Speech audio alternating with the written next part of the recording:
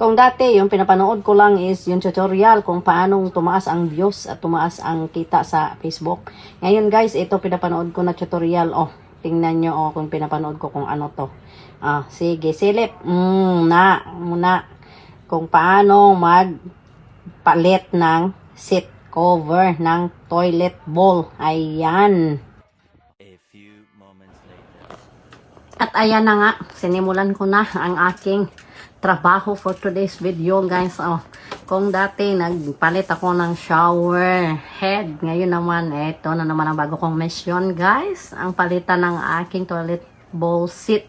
Kasi nga sira na siya at saka galaw-galaw ba yung rubber niya, parang natanggal yung, parang nalustred ba yung ano niya, yung rubber na yung umiikot-ikot. So pag inaangat mo siya, umiikot din yung upuan. So ayan, mag-google tayo, mag-YouTube tayo ba. Yan muna yung panoorin kong tutorial ngayon. Since hindi man kumikita yung aking mga videos at wala mang views, minsan ang konti na ng views. Kaya ito naman muna yung panoorin ko yung tutorial kung paano magpalit man ng toilet seat. And ayan na nga, successful din siya. O diba? Baka sakaling magkapera tayo kay madam nito.